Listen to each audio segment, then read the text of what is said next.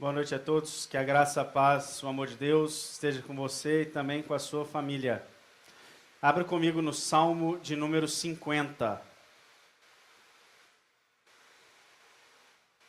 Nós vamos ler todo o Salmo.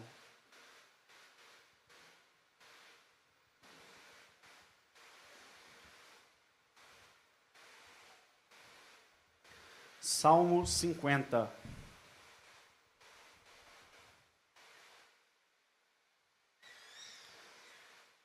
Fala o Senhor, o Deus Supremo, convoca toda a terra, do nascente ao poente. Desde Sião, perfeito em beleza, Deus resplandece. Nosso Deus vem, certamente não ficará calado. À sua frente vai um fogo devorador, e ao seu redor uma violenta tempestade. Ele convoca os altos céus e a terra para julgamento do seu povo. Ajuntem os que me são fiéis, que mediante sacrifício fizeram aliança comigo. E os céus proclamam a sua justiça, pois o próprio Deus é o juiz. Ouça o meu povo, pois eu falarei. Vou testemunhar contra você. Israel, eu sou o seu Deus. Não o acuso pelos sacrifícios, nem pelos holocaustos que você sempre me oferece. Não tenho necessidade de nenhum novilho dos seus estábulos, nem dos bodes dos seus currais, pois todos os animais da floresta são meus, como são as cabeças de gado aos milhares nas colinas. Conheço todas as aves dos montes, e cuido das criaturas do campo. Se eu tivesse fome, precisaria dizer a você? Pois o mundo é meu, e tudo que nele existe. Acaso como carne de touros, ou bebo sangue de bodes? Ofereça a Deus em sacrifício a sua gratidão, cumpra os seus votos para com o Altíssimo. E clame a mim no dia da angústia, e eu livrarei, e você me honrará. Mas ao ímpio Deus diz: que direito você tem de recitar as minhas leis, ou de ficar repetindo a minha aliança? Pois você odeia a minha disciplina e dá as costas às minhas palavras. Você vê um ladrão e já se torna seu cúmplice, e com adúltero se mistura. Sua boca está cheia de maldade, a sua língua formula a fraude. Deliberadamente você fala contra o seu irmão e calunia o filho de sua própria mãe. Ficaria eu calado diante de tudo que você tem feito? Você pensa que eu sou como você? Mas agora eu o acusarei diretamente, sem omitir coisa alguma. Considerem isso, vocês que se esquecem de Deus. Caso contrário, os despedaçarei, sem que ninguém os livre. Quem me oferece sua gratidão como sacrifício, honra-me, e eu mostrarei a salvação de Deus ao que anda nos meus caminhos. Vamos orar? Fala, Senhor, ao nosso coração, pela Tua palavra nesse momento. Que a Tua presença inunde o nosso ser, para que sejamos transformados conforme a imagem do nosso Senhor. Que o nosso coração seja constrangido com a mensagem da verdade e transformado no poder do Espírito, que é quem pode transformar a nossa mente e coração. Fala conosco, ó Deus. É o clamor da sua igreja. Nos revela Cristo Jesus, o Senhor e o Salvador, a nossa mente, a nossa alma. Nós oramos assim ao Senhor, em nome de Jesus. Amém. Esse Salmo de número 50 é uma convocação de Deus.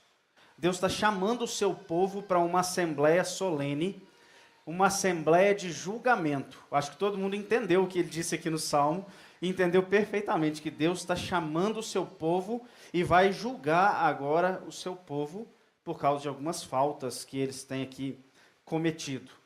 Só que quando a palavra de Deus é proclamada dessa maneira, da forma que o próprio Deus disse aqui, e da forma como tem sido feita agora nesse momento, ela tem dois efeitos.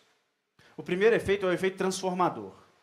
Aquele que ouve o julgamento de Deus, acerta sua vida diante de Deus e segue em paz com Deus.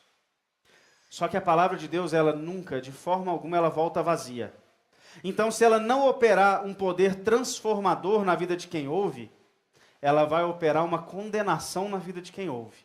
Porque de modo algum você vai sair daqui indesculpável, dizendo: ninguém nunca me disse que eu precisava ter mudado. A partir de agora, na hora que acabar esse culto, você nunca mais vai poder dizer que Deus não te alertou sobre a vida que você anda levando. Ou você sai transformado, ou você sai daqui condenado, e não tem uma terceira opção. Esse é o julgamento de Deus. Essa é a Assembleia de Deus aqui. Porque o que está acontecendo nesse salmo é a imagem de uma coisa chamada teofania, uma aparição de Deus. Deus aparecendo, os olhos de todo mundo se voltam para ele, naquele julgamento, prestes a ouvir aquilo que ele vai falar. E é por isso que eu quero que você medite muito nesse salmo. Porque embora não esteja acontecendo aqui agora uma teofania, ou seja, não tem Deus aparecendo visivelmente aqui, eu posso garantir para você que o Espírito Santo está aqui, sendo Ele o próprio Deus, e é Ele quem vai ministrar nos corações. E a mesma atenção que Deus requereu daqueles que ouviram o Salmo 50, porque eu não sei se você reparou, mas o Salmo 50 sai da boca de Deus, diretamente o tempo todo ele falando, Deus dizendo com o seu povo. Eu quero que você preste muita atenção nesse salmo, para que você não saia daqui, não viva uma vida religiosa a vida inteira, passando domingo após domingo entrando na igreja, e no dia que você chegar nas portas celestiais, Jesus olhar no fundo do seu olho e falar assim, eu não sei nem o seu nome. E ele ainda vai te dizer, você lembra do dia 18 de janeiro? Naquele dia eu te alertei que você tinha que ter mudado alguma coisa na sua vida. Não saia daqui condenado. Eu espero que você saia daqui transformado. E é exatamente esse o chamado desse salmo. Porque logo no início do salmo, você volta comigo aqui nos versículos 1 a 5, o salmo começa dizendo assim, fala o Senhor, o Deus supremo, convoca toda a terra, do nascente ao poente, desde Sião, perfeito em beleza, Deus resplandece. O nosso Deus vem, certamente não ficará calado. À sua frente vai um fogo devorador e ao seu redor uma violenta tempestade. Ele convoca os altos céus e a terra para julgamento do seu povo. Ajuntem os que me são fiéis, que mediante sacrifício fizeram aliança comigo. Tudo começa com uma reunião que parte do próprio Deus. Aqui, o salmista, ele realmente está dando lugar exatamente à voz de Deus, é uma mensagem que vem do próprio Deus, e eu queria que você soubesse que cada culto, todos os cultos que você se reúne aqui conosco, toda vez que alguém sobe nesse púlpito, essa pessoa agora está falando em nome de Deus. Isso aqui que você está vivendo agora é uma santa convocação de Deus, igual aconteceu no Salmo 50. E é exatamente por isso que eu digo que você deveria parar tudo que você está fazendo agora e simplesmente prestar atenção naquilo que Deus vai dizer. Ouça com muita atenção, porque aquilo que eu estou falando agora não é a minha opinião sobre nenhum assunto. Não é o que eu acho do Salmo. Não é o que eu penso sobre Deus. É exatamente aquilo que Deus disse na sua palavra. E se é Deus dizendo, você deveria estar bastante atento ao nosso Deus falando. Por isso que quando você ouve a palavra de Deus dessa forma, se você percebeu no Salmo 50, existe uma solenidade muito grande aqui. E eu diria que você deveria começar a tremer diante da palavra de Deus. Solenidade e reverência extrema. Esse é o sentimento que deveria começar no seu coração agora. Você ouvindo que Deus está te chamando numa convocação, você já leu o Salmo, você sabe que não vem coisa boa por aí. Então eu, se fosse você, eu começava a tremer diante da palavra de Deus, porque nós poderíamos citar inúmeros textos sobre as aparições e sobre a voz de Deus, mas em todos eles o que você ia encontrar é, calem-se diante dele toda a terra, e tremam diante da presença de Deus. Então, se você quer começar essa meditação comigo, começa saindo de qualquer irreverência, porque o próprio Deus vai ministrar no seu coração. O próprio Deus chama aqui o seu povo. Tremam, calem-se diante dele todos, porque Deus tem um recado. Só que tem uma coisa aqui que é interessante. Se Deus começa a convocar o seu povo, mesmo que seja para falar palavras duras, significa que esse povo que vai ouvir pode ter esperança. Porque Deus não iria convocar o seu povo sem que ele tivesse disposto a dar uma oportunidade de mudança. Então, se de um lado eu estou dizendo para você se encher de tremor e temor agora pela presença de Deus, eu também vou dizer que você comece a ter esperança. Porque Deus está aqui não apenas para julgar os seus atos, mas ele tem total interesse em purificar os seus atos, purificar o seu coração. Deus tem todo interesse em perdoar a sua vida naquilo que você tem faltado e falhado diante dele. Então tem esperança diante da palavra de Deus. Porque o que está acontecendo agora é a mais pura graça de Deus sendo derramada. O texto que a gente leu diz: Deus não vai ficar calado. Quando Deus se move para a convocação, ele fala: ficaria eu calado? Não. Ele poderia ter ficado calado. Ele poderia ter deixado você meter os pés pelas mãos e viver o resto da sua vida de um modo religioso, sem aquilo que ele realmente espera de você. Mas agora ele te trouxe para a oportunidade de ouvir, então você deveria ter reverência misturada com esperança, sabendo que está sendo derramado sobre a sua vida a mais pura graça de Deus agora. Porque Deus está te dando uma oportunidade que nem todos tiveram, de ouvir a sua palavra, de ser confrontado por ela. Se Deus não quisesse agir com graça, Deus tinha ficado calado. E ele não está calado. Só que muitas vezes nós não percebemos aqui no culto que durante a exposição da mensagem é Deus falando. Quantas mensagens e quantos domingos você já passou de modo extremamente irreverente com o que está sendo dito, porque você não percebeu que era Deus te chamando para uma santa convocação. Não faça mais isso. Não faça isso.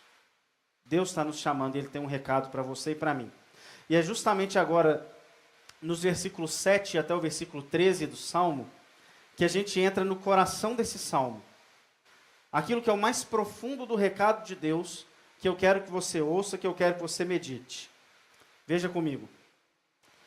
Ouça o meu povo, pois eu falarei. Vou testemunhar contra você, Israel. Eu sou Deus, o seu Deus. Não o acuso pelos seus sacrifícios, nem pelos holocaustos, que você sempre me oferece. Não tenho interesse, não tenho necessidade de nenhum novilho dos seus estábulos, nem dos bodes dos seus currais, pois todos os animais da floresta são meus, como são as cabeças de gado, aos milhares nas colinas. Conheço todas as aves dos montes e cuido das criaturas do campo. Se eu tivesse fome, precisaria dizer a você, pois o mundo é meu e tudo que nele existe. Acaso como carne de touros ou bebo sangue de bodes? Deus começa com um recado muito direto. Eu desci aqui hoje para testemunhar contra você. Deus vem acusar, mas não uma acusação para te condenar, é uma acusação para que você repense. Eu vim testemunhar com você. E ele começa dizendo sobre os sacrifícios que têm sido feitos. E ele diz: eu não vou condenar vocês pelos sacrifícios. Porque o que está acontecendo aqui nessa parte do texto? Será que Deus está se desmentindo, dizendo: eu nunca pedi sacrifício para vocês? Isso seria mentira, porque você tem um livro inteiro pedindo sacrifícios. O livro de Levítico tem lá todas as ordenanças de todos os rituais que precisam ser feitos, e Deus seria mentiroso se ele disse: eu nunca pedi para vocês sacrificarem um touro. Pediu. Só que o que está acontecendo agora nesse povo é o seguinte: o sacrifício está sendo milimetricamente bem executado. Dia após dia no templo, o sacerdote milimetricamente faz exatamente igual está no livro de Levítico, de forma que Deus olha e fala o seguinte: eu não estou te acusando pelo jeito que você está fazendo o sacrifício. A minha acusação não é pelo seu ritual, porque o ritual está extremamente bem feito. Eu não vim te acusar pelos holocaustos. Vocês estão fazendo certo. Então você vai me acusar pelo quê? E aí Deus começa a dizer: porque vocês não sabem quem eu sou. Vocês esqueceram quem eu sou. Agora vem a acusação de Deus, porque o que eles têm é uma falsa percepção de quem é Deus. E Deus começa a falar o seguinte: vocês não estão percebendo com quem que vocês estão falando aqui agora? E ele, qual que era a imagem que aquele povo tinha de Deus naquele momento, de acordo com o que a gente leu? Que Deus é um Deus pobre e fraco. O que eles colocaram na cabeça é que o ritual estava sendo feito por causa de Deus, como se Deus precisasse do ritual. Então eu vou oferecer esse touro porque Deus deve estar precisando dele. Externamente eu faço todo o sacrifício corretamente, mas internamente eu estou achando que é Deus que precisa, como se ele fosse pobre, como se ele não fosse dono do touro, da ave, do cordeiro e de todos os animais que eles pudessem oferecer aqui. Eles estavam vivendo como se Deus quisesse mais os rituais do que as pessoas que oferecem os rituais. Na visão deles, Deus é um Deus pobre, Deus é um Deus fraco, e eles estão fazendo um favor para Deus, devolvendo seus dízimos, oferecendo os touros, fazendo a oferta de libação. Deus deve estar lá precisando muito do vinho que você derrama. Deus devia estar precisando muito das pombas oferecidas, não é verdade? É isso que eles estão pensando. Que eles são maiores do que Deus e melhores do que o próprio Deus. De forma que Deus, se ele não tivesse aquele ritual naquele dia, Deus ia ficar constrangidíssimo. Deus ia ficar extremamente triste porque, olha só, não ofereceu o touro que eu pedi. Como se Deus precisasse daqueles rituais ali. Só que os verdadeiros rituais, eles não foram hora nenhuma estabelecidos por causa de Deus. E é isso que ele está dizendo aqui, eu não preciso de nada. Deus está dizendo, por acaso eu como a carne do touro que vocês estão matando? Se eu precisasse de alguma coisa, Deus disse, você acha que era para você que eu ia pedir alguma coisa? Quem é você, Israel, para eu pedir alguma coisa para você? O sacrifício ele foi estabelecido por causa de uma necessidade humana. Porque quem teve o relacionamento quebrado foi o homem. O pecado entrou, foi na vida do homem. Quem não consegue viver em santidade é o homem, não é Deus. Deus já é puramente santo. Quem precisa de uma ponte para chegar diante de Deus santo é o homem, não é o próprio Deus. Deus já está lá, ele já é santo. O sacrifício foi estabelecido porque se Deus abandonasse o homem, não teria nem vida na terra. Se houvesse vida, teria só uma vida biológica, nunca uma vida que valeria a pena ser vivida. Teria um bando de moribundo vivendo no mundo. O estabelecimento do sacrifício foi para que Deus continuasse falando com o seu povo, e aquele povo pudesse ter a oportunidade maravilhosa de ouvir Deus falando. Porque se Deus simplesmente aparecesse falando, sem os rituais, aquele povo ia desmaiar, aquele povo ia morrer, não ia aguentar a glória de Deus. O salário do pecado é a morte. O sacrifício do animal aqui é um sacrifício substitutivo. Tinha duas vidas sendo trocadas aqui. A vida do homem que merecia morrer com a vida do animal, que não tinha nada a ver com isso. Era um sacrifício substitutivo para que aquele homem pudesse ouvir e se encontrar com Deus, porque sem isso seria impossível. Porque o pecado era culpa do homem, não era culpa de Deus. Deus nunca precisou daquele sacrifício. Deus nunca precisou de nada, inclusive. Nem daquela adoração e nem de nada. A imagem de Deus aqui, completamente distorcida. Eles achando que Deus precisava daquilo que eles tinham para oferecer. Enquanto Deus estava dizendo, pois fui eu que dei, porque quem precisa são vocês, queridos. Presta atenção no que vocês estão fazendo. E é curioso que essas acusações, elas são facilmente transportadas para nós. Mas é muito fácil. A mesma acusação que Deus pode fazer contra Israel no Salmo 50, Deus pode aparecer e fazer contra a igreja presbiteriana Ebenezer, hoje. Porque não são poucas as vezes que nós vivemos exatamente como viviam o salmista, o povo do salmista aqui no Salmo 50. Eu vou começar por mim, inclusive, para ninguém dizer que eu me tirei. Se tem algo fácil de acontecer, é eu subir nesse púlpito e dizer, vocês precisam de mim para ouvir a palavra de Deus. Afinal, quem mais prega aqui sou eu. Imagina, vou contar uma coisa e vocês não contam para ninguém, embora esteja sendo gravado e eu não posso desmentir depois. Não é nenhuma nem duas vezes que eu subi no púlpito e pensei, eles precisam de mim para ouvir a palavra de Deus. Porque quem vai pregar hoje sou eu. Isso é óbvio, meu coração é tão enganoso quanto o seu, né? Se não for uma ação maravilhosa do Espírito, dizendo para mim que não precisa de mim, eu vou subir aqui e eu vou achar que você precisa de mim. Nossa igreja tem 20 pregadores na equipe de pregação. A maioria deles está aqui agora. Danilo, presta atenção. Caio, todo mundo. Eu só quero dizer que Deus não precisa de nenhum de vocês, poderia jogar todos vocês fora e embora. Nenhum. Deus não precisa de mediadores para falar com ninguém. Porque se não tiver nenhum profeta, até uma pedra fala se precisar. Até as pedras clamarão. Porque o Espírito Santo pode, inclusive, falar diretamente na palavra com você. Não precisa de mim. Aqui é só profeta dizendo, é só alguém em nome de Deus chamado por Deus. Não precisa de você. Só que a verdade é que Deus não precisa de nenhum dos que estão aqui. Para nada. Não é só dos pregadores. Deus não precisa nem de apologetas que defendam a fé. Ele sabe se defender sozinho. É uma oportunidade, nós podemos fazer isso. Tanto quem faz na internet, quanto quem faz na faculdade, quanto quem faz na família. Deus não precisa que você defenda a fé.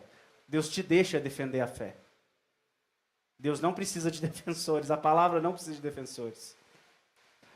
Deixa eu te falar uma coisa. Deus não precisa de ninguém cantando. E Deus não precisa de ninguém projetando nem gravando. Ele não precisa de nada disso. Pode ter certeza que um pardal lá fora louva mais a Deus do que se alguém sentar aqui, pegar um microfone e achar que Deus precisa da voz. Um pardal lá vai ter um louvor mais puro do que um microfone aqui contaminado pelo orgulho e pela prepotência. Deus não precisa de nada e de nenhum. Eu não sei se você já parou para pensar que Deus, inclusive, sendo um Deus trino, Pai, Filho e Espírito, você já tem o Pai que louva o Filho e o Espírito, e o Espírito já louva o Filho e ao Pai, e o Filho já louva o Pai e o Espírito. Ou seja, Deus não precisa da sua adoração. Deus não vai sentir falta de louvor se você ficar calado. O louvor que você cantou, a música que você cantou, a adoração que você prestou até agora, era por causa sua, porque Deus nunca precisou dela. Deus te deu a oportunidade da sua alma transbordar da presença dEle com louvor por causa sua e não por causa dEle, porque Ele nunca precisou nem disso. Qualquer um de nós que estamos aqui hoje, não tem um aqui que não seja dispensável. Não tem um que não seja dispensável. E não tem, na verdade, ministério aqui que não seja dispensável. Deus pode falar assim, não quero mais música. Vai continuar havendo louvor.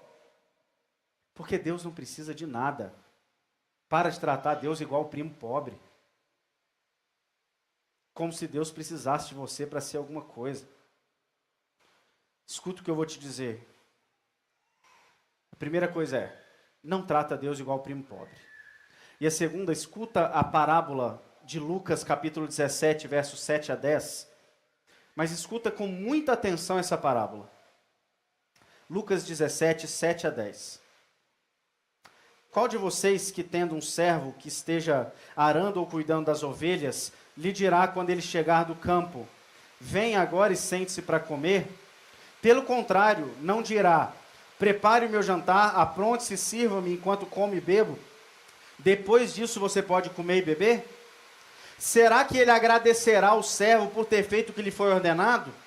Assim também vocês, quando tiverem feito tudo o que lhes for ordenado, devem dizer, somos servos inúteis, apenas cumprimos o nosso dever.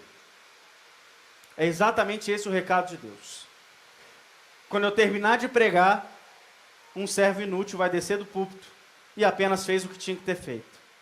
E quando você terminar de louvar também, e quando o grupo fechar todos os microfones também, e quando a diaconia fechar a porta da igreja também, vai fechar a porta da igreja e dizer, acabou, todos os servos inúteis foram para casa.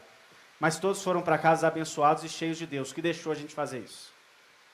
Os servos inúteis foram abençoados por Deus, com a sua presença, com o seu poder, com a renovação da esperança, com a renovação do amor. Mas não deixou de ser servo inútil. Porque Deus continua não precisando de você. Não adianta. Mas não adianta mesmo. Você querer trazer seus rituais para Deus. Sem trazer o seu coração. E aí eu não estou dizendo só dos rituais da igreja. Só de quem participou de alguma coisa durante o culto. Eu estou dizendo de todos os rituais da sua vida. Oração, jejum, evangelismo, trabalho na igreja. Não adianta você querer exercer esses rituais sem que o coração esteja naqueles rituais.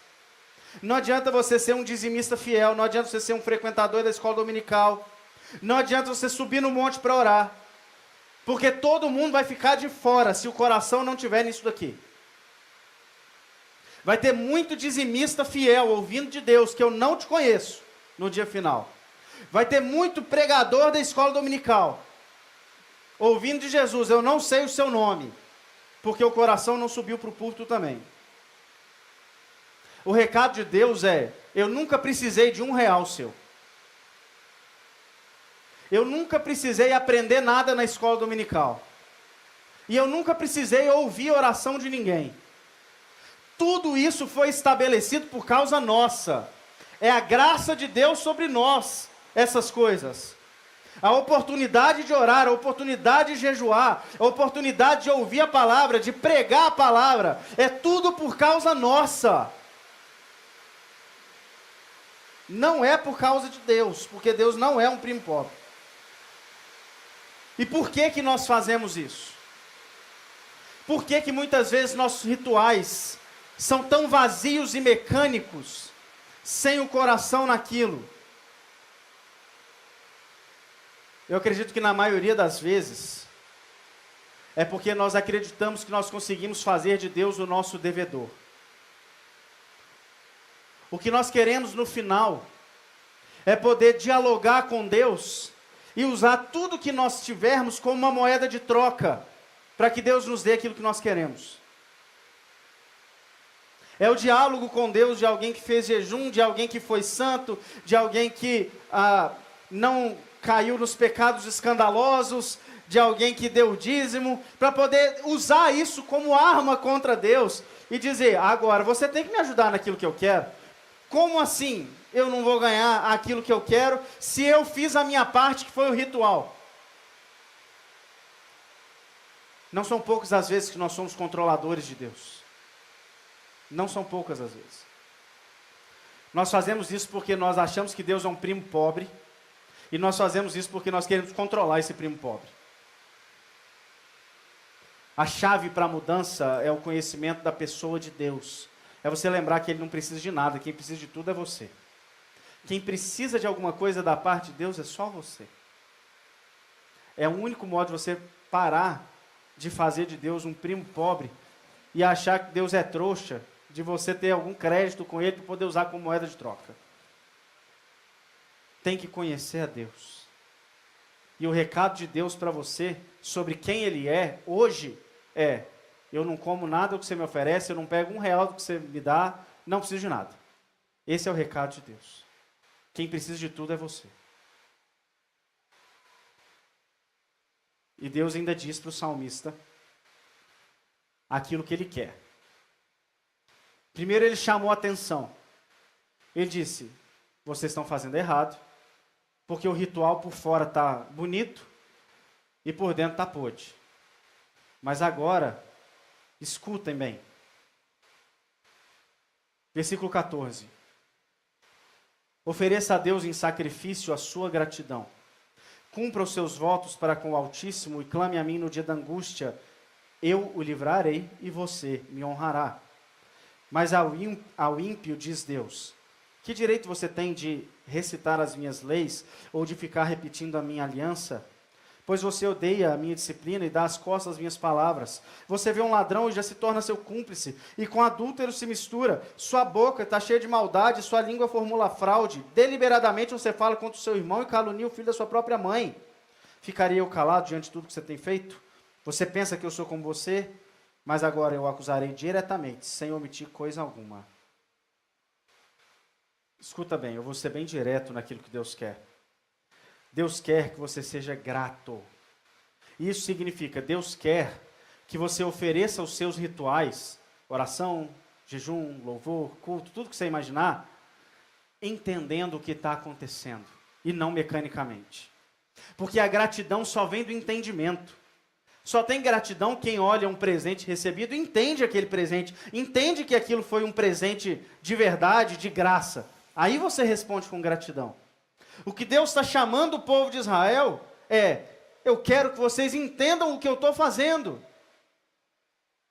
Por isso que ele fala: eu quero que vocês ofereçam em sacrifício a sua gratidão. O salmista, nesse momento, ele ainda não tinha visto tudo que Deus iria fazer, porque Jesus Cristo ainda não tinha vindo. Então ele ainda não sabia como era o Messias, ele não sabia o que o Messias ia fazer, só que ele já tinha sombras disso. Os rituais do Antigo Testamento eram sombras que apontavam para aquilo que Cristo iria fazer.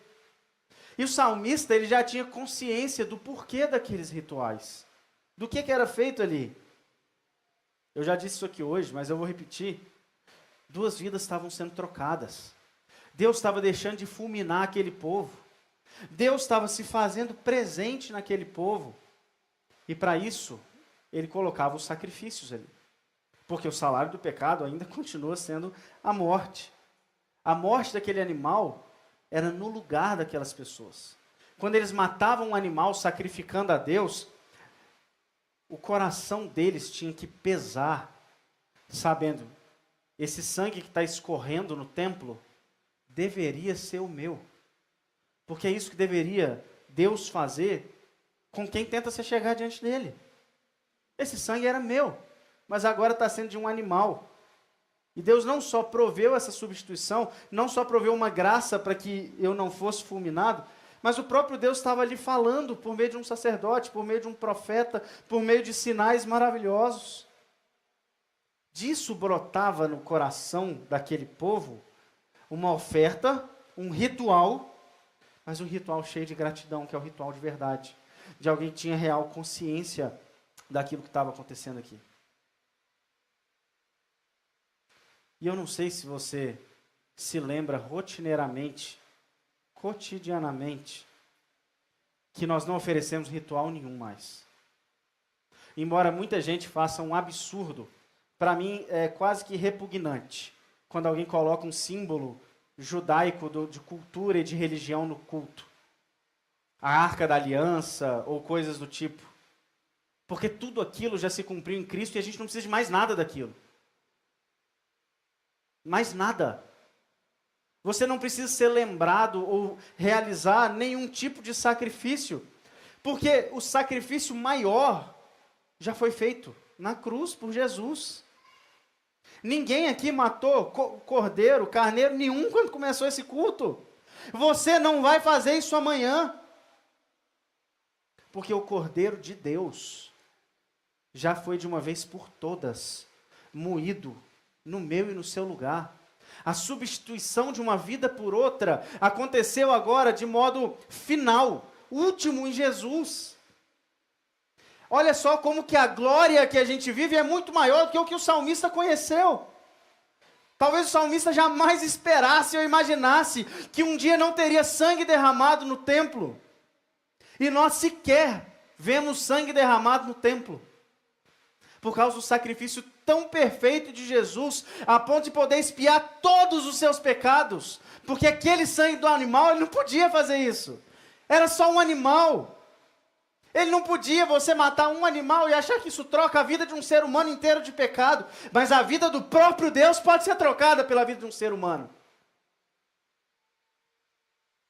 O sacrifício de Jesus tinha um valor muito maior do que de qualquer animal, porque não era só um animal. Era o próprio Deus sendo moído e sacrificado no altar do Pai, no meu e no seu lugar. E você passa a semana inteira, no máximo olhando para uma cruz, e você não se lembra o que significa aquela cruz. Para você ela é vazia.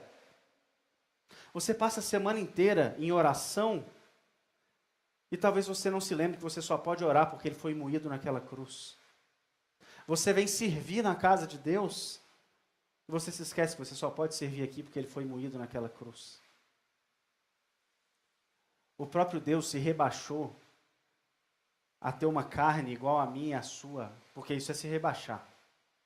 A andar no meio dos pecadores, a permitir que esses pecadores miseráveis cuspissem na cara dele e com armas ferissem o seu corpo inteiro. Ele permitiu que alguém tirasse a vida dele. Ele diz isso para Pilatos.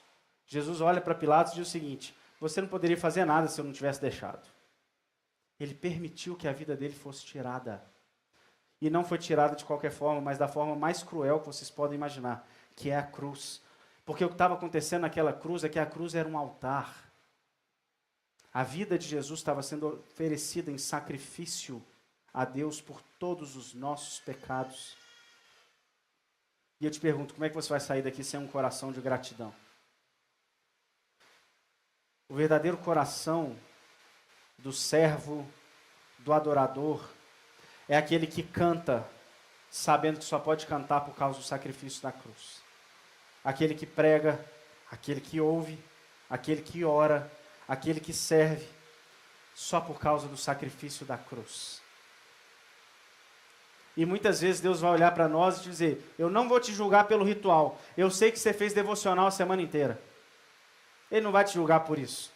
Fala assim: eu sei que sua vida está disposta na igreja, fica tranquilo. Na hora que você quiser me adorar de verdade, você fala comigo. Porque Ele vai te apresentar o Cristo da cruz. Aí vai ter adoração de verdade. Aí vai ter ritual que não é ritual vazio, que não é ritual mecânico. Quando você reconhecer o Cristo da cruz, esmagado no seu lugar. Aí sim tem oração de verdade acontecendo. Deus quer gratidão no ritual. E Deus quer que você não seja um hipócrita. Porque é isso que Ele diz aqui. Ele fala o seguinte: quem te deu o direito, diz Deus ao ímpio, quem te deu o direito de ficar falando as minhas palavras, se na hora que você sai daqui você dá a mão para um ladrão? O que Deus está dizendo aqui? Hipocrisia. Deus quer que você reconheça, conheça e tenha consciência plena do que Cristo fez na cruz, mas Ele quer que você pare de ser hipócrita, de sair daqui e dar a mão para o diabo e andar com o diabo a semana inteira. Às vezes você sabe que ninguém aqui está vendo isso. Eu não estou vendo. Às vezes nem quem mora com você está vendo. Mas eu estou te garantindo agora que Deus está. E nesse momento Ele está te chamando para julgamento, para juízo, para dizer: para de andar com o diabo. E chegar no domingo, sentar na cadeira, levantar a mãozinha e cantar. Porque isso não vai adiantar de nada. A hipocrisia não vai levar a lugar nenhum. Andar de mãos dadas com o pecado a semana inteira e achar que no domingo você pode ser um crente, vai te levar para o que diz o próximo versículo. Considerem isso, vocês que se esquecem de Deus. Caso contrário, os despedaçarei. Esse é o recado de Deus para quem não ouve. Essa é a conclusão do Salmo. Considerem o que Deus disse. Porque se você não ouvir, escuta o que eu estou te dizendo, ninguém vai te livrar do juízo final.